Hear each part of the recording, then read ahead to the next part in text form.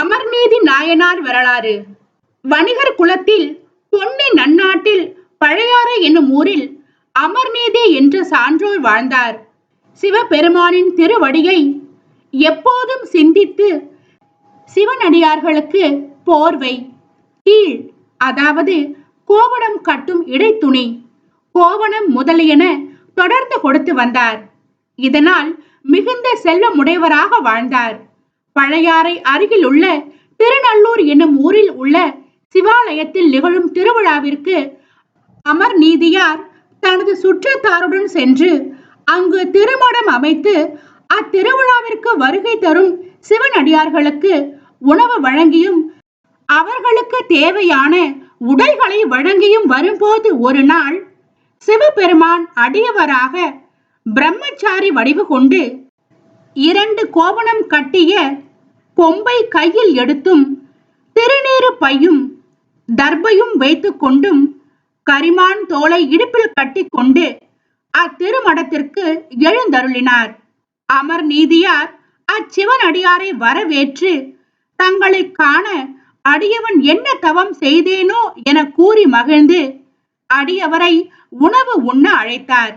அதற்கு அவ்வடியவர் பொன்னியில் நீராடி வருகிறேன் என கூறி தான் வைத்திருந்த கொம்பின் நுனியில் கட்டி இருந்த 2 கோவணத்தில் ஒன்றை எடுத்து அமர்நீதியாரிடம், இக்கோவணத்தின் பெருமையை நீவீர் அறிவீர், எனவே இதனை பாதுகாத்து தருவீர் என கூறி கொடுத்து நீராட சென்றார். அமர்நீதியாரும் அக்கோவணத்தை மற்றைய கோவணத்தோடு வைக்காமல் தனியாக பாதுகாத்து வைத்தார். சிவபெருமான் அக்கோவணத்தை மறையும்படி செய்தார். பின் அவ்வடியவர் பொன்னியில் குளித்து வந்தது போல் மீண்டும் திருமடம் வந்து தான் கட்டியுள்ள கோவணமும் ஈரம், கொம்பில் கட்டியுள்ள மற்றொரு கோவணமும் ஈரம், எனவே நான் கொடுத்த கோவணத்தை கொடுக்கும்படி கேட்க அமர்நீதியார் தான் பாதுகாத்து வைத்த அடியவர் கோவணம் காணாது திகைத்தார். பின் வேறு ஒரு புதிய கோவணம் கொண்டு வந்து பெற்றுக் கொள்ளுமாறு அடியவரிடம் நடந்ததை கூறி தனது பிழையை பொறுத்தருளுமாறு வேண்டினார். அதனை கேட்ட அடியவர் சினந்து எனது கோவணமே வேண்டும் என மொழிந்தார். பின் சற்று கோபம் தணிந்து, உன்னிடம் கொடுத்த அக்கோவணம் கிழித்த அதே துணியில் செய்த இக்கோவணத்தின் எடைக்கு எடை கோவணம் தருக என கூறி தன் கொம்பின் நுனியில் கட்டி இருந்த மற்றொரு கோவணத்தை எடுத்து தராசின் ஒரு பக்கத்தில் வைத்தார்.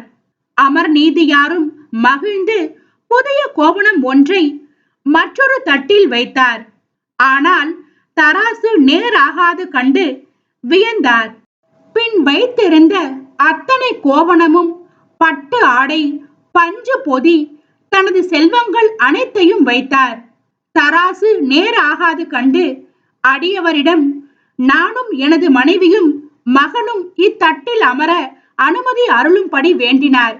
அடியவரும் இசைந்தார்.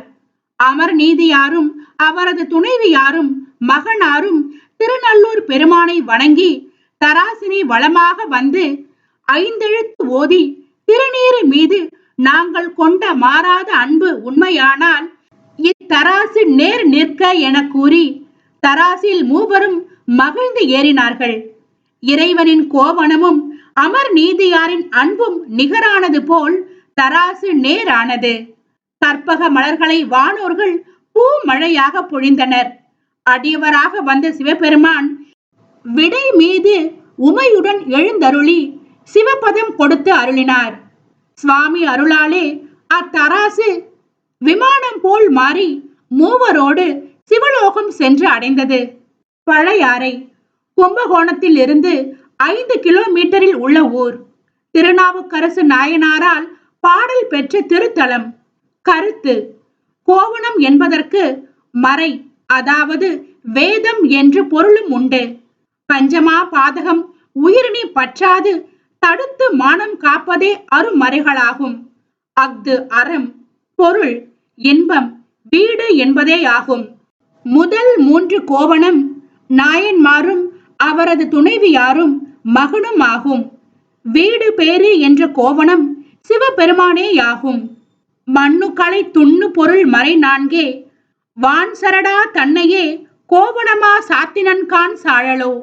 திருவாசகம்.